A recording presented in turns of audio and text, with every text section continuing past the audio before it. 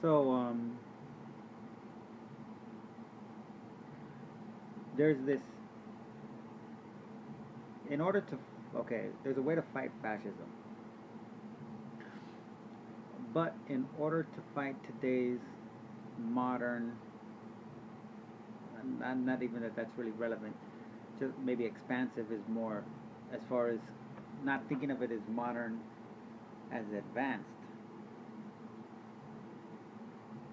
by judging the technology that's available, but just by the sheer um, variations of the way it functions in a human brain. Fascism today is not more advanced or any different than fascism way back to 700 BC, than the development of Rome. Actually, take that back. All the way to the establishment of Greece, and potentially, I guess, maybe even the Egyptian pharaohs then.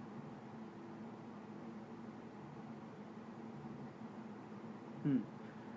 So, but either way, which is includes Confucianism as a form of fascism, and in many forms of Buddhism as well, and modern day Hinduism, which is um, basically the offspring, the descendant of Brahmanism and Buddhism,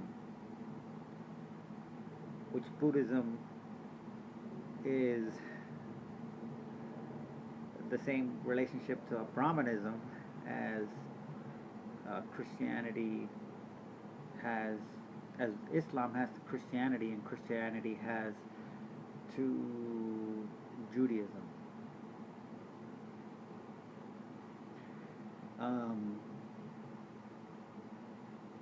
and Sikhism, Sikhism is the development of the victims, the unaffiliated victims of the tension between the mergence of well, see, it's kind of, the mergence is an interesting term because it's based on the ideas coming together and being in conflict, but the of Islam and Hinduism,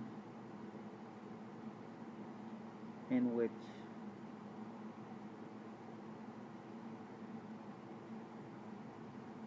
they both see each other equal. It just happens to be equally evil. Um, so, but here's the kicker: is like with in American fascism,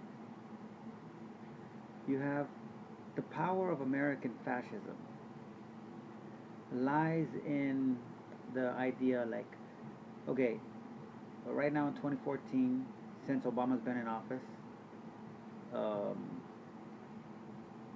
the ICE in the United States, modern day ICE, has been breaking records of detaining human beings that are designated illegal immigrants. Over 400,000 each year, as mandated by the Obama administration, supposed to be liberal, who got the vast majority of support from the Latin community, Latino community, Hispanic community. So, Stockholm syndrome here. So, the ploy, and this is the way the the mind works, is the ploy is that the liberal branch of the government is portraying itself to be confronting the right wing racist, brutally fascist, more obvious fascist, supposedly um, right wing, who are these Southern Confederate legacy people and Northern born we took this land fair and square. Nice people, and it's our land, so just shut the fuck up and ride along with us. So these are these kind of elements right here that make up the primary core of the immigration services in the United States, and have access to the authority, the weaponry, the judges, influencing judges, and all this kind of good stuff. The policy writing. So these guys are told by the liberal side, okay, if you don't catch at least 400,000 people a year, we're going to cut your funding. So this comes off as, this is portrayed as the liberals creating a confrontational scenario, as if like but this is where it gets crazy, where it really gets crazy, where while it's being portrayed to the Latin community as this idea of some kind of confrontation or standing up against this ridiculous racism, in what's being portrayed to the group of people that are doing it, as well as the what would be considered the more general public, that they'll never be honest. They don't want anybody to know the way they really think, but it's in the way they really act. And that's they look at it like, okay, now with those 400,000, it's something about 30,000 a year, if I'm not mistaken, of these people that are detained are actually United States citizens who, when taken into custody by these two, either the Confederate legacy or the we took this land fair and square, deal with it, practically all white, practically all male. So whichever one of these agents, big difference, is going after these illegal aliens, 30,000 of them roughly are American citizens who are in each phase of the process of being arrested, being detained, and transferred. In their head, they know they're an American citizen, so they're always trying to convey that. Now, you can take it and say, oh, duh, yeah, people are going to do that. Okay, that's fair. People are going to say that. So the logic is for them to not, everybody in jail is innocent. But the complete absence of a means to process that kind of claim and authenticate it is based on this Confederate legacy. We took the land fair and square, northern white, nice guy, liberal maybe.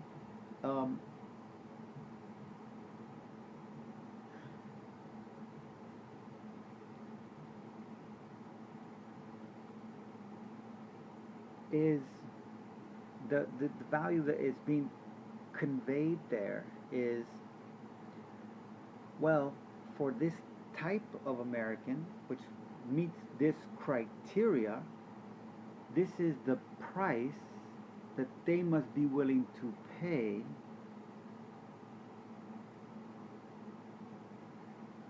to be an American. And it's fair. But it's not racism. And it's not fascism. But it is fascism. So the most powerful element of fascism in that context, and then you can keep going down the line, like with the prison population, the black prison population, and the amount of actual black people in this country. In the 2010 census, 248 million Americans. I was saying 272, I was wrong, but it's 248 or something like that, more around 248 million people in America identify themselves as white American. There's only 320. So you only have 80, basically 80 million, we'll just round it off and say 90 million Americans left to divvy up black, Asian, Hispanic, Native American, and and illegal alien, technically, or some shit like that. I don't know, but illegal. I guess not illegal alien, or whatever else there is. So, and when you take into the literal, unrefutable statistic, and this is another way to go like this, is that in the black community, 1 out of 7 black people can't, legal voters, I think actually, yeah, legal voters can't vote because of judicial issues. So, because of the Constitution, it is allowed, slavery is legal in the Constitution according to the 13th Amendment, under the individual clause that it is only allotted to the state on the conditions of a prosecution in the legal matter, um, and therefore, so there it's legal. And so, what you have is, with the idea of the acceptance of the 1965 Voter Right Act, what you have is, like, you have a president like Ronald Reagan and George Bush, Richard Nixon, but Ronald Reagan and George Bush, we'll just deal with George Bush 1. You have a president like George Bush who is a blend, he's the perfect medium. He appeals to both the we took this land fair and square and the Confederate legacy people. So that's why he's a good president. So despite all the criminal activity that these groups know because they're in the agencies that were actually doing it, it's starting to make a little bit of sense. So the way this guy rises to power is he's pulling the strings for the CIA first, and that's these guys here, Big Brother, the movies you see that they don't get along. No, they actually work pretty well together. So you have like the FBI, the CIA, and stuff like that. So you have George Bush Sr. being the vice president under Ronald Reagan, who is using the CIA assets and taxpayer dollars, even though he's doing it to make a profit, to use the additional money for something else. He's actually using taxpayer dollars to do these or programs. So he takes over an operation as the vice president of the United States under Reagan to not only be, this is a time where at the same time, forget the Iran-Contra and everything, America, Charlie Wilson's war with Tom Hanks, Taliban, Al-Qaeda, America is sending cold hard cash and caches of weapons, smuggling them into Afghanistan to give to the Mujahideen fighting against the Russians. So while they're doing this, simultaneously, the vice president kicks up a cocaine importation, production, from the whole chain was under the purview of the vice president of the United States, which was George Bush Sr., of the growing in a foreign country, the growing of coca, the processing of the plant into cocaine, the transportation from South America and Central America into the United States, the drop point in Mena, Arkansas, while Bill Clinton is the newly elected governor, the distribution to Freeway Ricky Ross, who just got out of jail a couple years back, like in 2010 or 13, something like that, who was the only one to go to jail. Then this all has to do with the Oliver North guy too, who actually had a show on Fox News, because he's white legacy, middle of the white legacy, and we took the land fair and square. There's a lot of them. There's a lot of them, guys. Out of the 248 million people that identify themselves as white Americans, you got to take into account, once you factor in kids, as I would say, maybe not so much as a third, you can do half, and then split up that half, so like 25% are male, just on a rough shot. So anyways, okay, so, but those guys that say we took the land fair and square, the most powerful element of fascism to them is that they still believe that they won. That's that's the kicker. Because when they compare themselves to the losers, which are the people they hunt down, the people they put into jail, the people they strip of voting rights, and the people that they confine, in one sense, to reservations and mass poverty and dirt poor conditions, and obstruct actively, nonstop, generation after generation, obstruct the capacity for development and business, and because it's a business world, but all elements of self-determination are eviscerated in Indian reservations. And you do that year after year after year after year after year, continually try to pick at the land, pick at the land, pick at the land. Because that's the perfect mentality for the we took this land fair and square to and the Confederate legacy, the northern nice white guy and the southern southerner, polite southerner. So now, but if you don't compare them to the Indians, but you compare them to their own kids who are dying at record early ages of stomach cancer, of, well, cancers, period, but stomach cancer, who are dying at super young of heart attacks, a white male suicide rate in the United States, and when you factor in all white males, including the troops, that's a crazy number.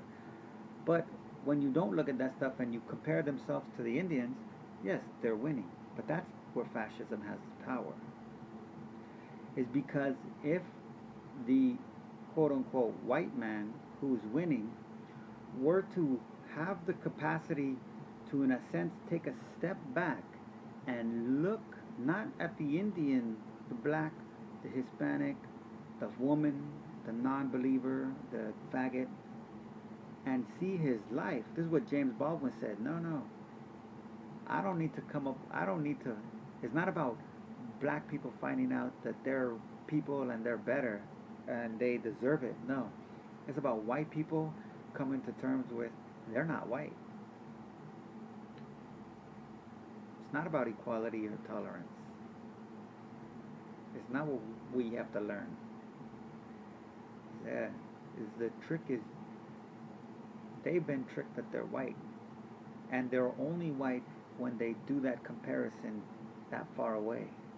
Because if they look inside, that's the power of fascism. And as another way of seeing that too, so this is a little chart I did today, based off a video that I used to have liked on YouTube, but it was since been taken down. I do remember that when it was put up, the guy had to claim that this video, they keep taking it down, and I thought it was ridiculous, and I've seen that claimed a lot of times, but I still have it in my favorites, is a sense, but I can't open it because it's like in my phone. But it taught me this comparison about gold and understanding. We think we won, we're winning. The white man today, he's winning. He's got it better off than his grandfather or great grandfather. Okay, the guy that's 36 got it better off than his grandfather who was growing up in the early 1900s somehow, and he equates that. He has to equate that on these little factors like these. Well, what he has, stuff. You have to use stuff because stuff is a substitution for wealth.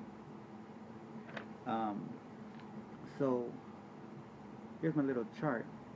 And what I have here is gold versus dollar. It's not actually the most organized chart. I understand that. It could be very well more organized. So this is an ounce. This is the price per ounce. And this is, and then what I did is $240, as if like taking a minimum wage paycheck for a week. So $240. And then what you would have is that pay in according to this price, spot price for gold in 1933 of $26. If they paid you that in gold in 1933, you'd get 9.23. ounces. If they paid you that in 1953 at $35 an ounce, you'd get 6.9 ounces. If they paid you that in 2011 at 872 an ounce, you'd get half an ounce, a little bit more than 60, about 60% of an ounce. And if they gave you that in 2011, where gold was 1572 an ounce, that would be 0.15, or I guess 15% of an ounce. 0.15 of an ounce. So, what the essence of this, in one real sense, is it shows that the power of fascism is that if the comparison is based on these factors, and I'm not saying this is going to make it fair, and it's very likely that if society were to face this, that they, rather than address it in the means of dismantling it or trying to cure it, so to speak, the probable reaction would be in the same suit, and it would be to say, not, hey, we deserve better, as much as, well, if that's how it is for us, then we got to make it worse for them. That's the kind of like the danger zone right there. But that's the insanity of fascism, that it continues to perpetuate. Because it's not that, and that because the comparison is how bad it is for them, has a lot to do in their mind with how good it is for them. And people don't get it, but that's why that's not what racism is. That's how they sustain, that's why they sustain the system that they're living in. And it doesn't make sense to other people because that's not how they live. Well, it's not how they lived, but being buckled under the same pressure and being experiencing it so much, this is how we are becoming as a whole. So the African American is starting to believe that we won when they see the Indian. And the Indian is beginning to believe they lost. They suffered. And their suffering is really, really, really, really, really big. But, and it might sound crazy, but if the Indian can look and see the child of the white man and then look at their life, that's interesting. Because the Indians' family, they're in the same situation, and their kids are too. But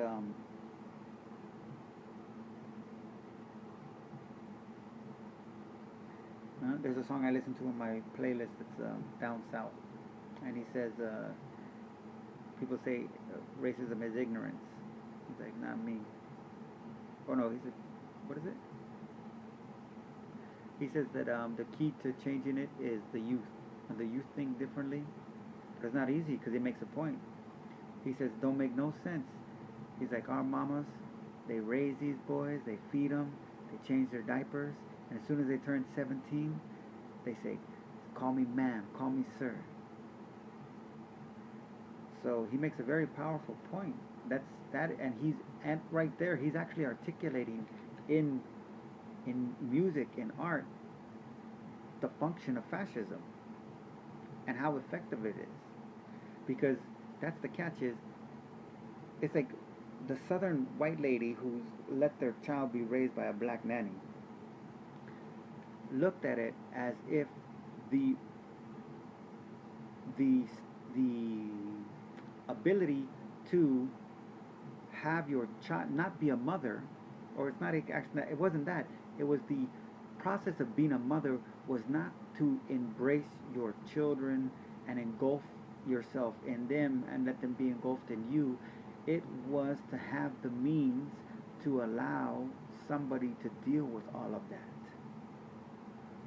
So where the elitist white women were raising their kids through the black nannies as a means of showing a status, as under the perception of look at the height of which we have achieved,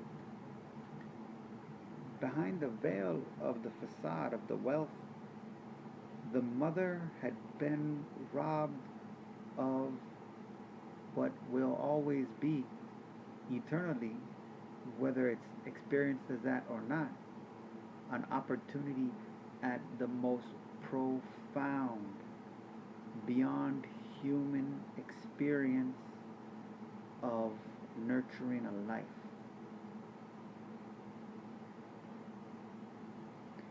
So this is the power of fascism, because absent fascism, that mom would probably slit the dad's throat before he allows her child to be raised by someone else for any reason, for whatever the frickin' reason is, just on the strength, because I can, because my husband can afford this.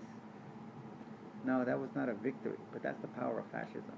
And the catch is that same situation exists today in 2014, and it's not just the race, because fascism's fundamental core is gender. You can't get anywhere outside of gender, and the gender is targeted. There's only two genders, that's why it's simplified. The race is just colors on the petals, but it's not the petals themselves, or the flower as a whole. Um, but yeah, so just my last little point for my time on this thing. What I did is show two. In 2008, the price of gold was $872, and it literally went up in 3 years to 1,500. I think now it's at like 1,300. So yeah, it's back down some. It might even be 12. But my point is that if we see another financial crisis, which is on the horizon, and it creates, that's the big one right there. What it's going to create there is going to be the thing. How much more can it go up? Um, so we're a lot poorer than we think. And it doesn't matter how much poorer we make other people, it's not improving the situation, the experience, or the prospects. So, fascism need be combated, but how?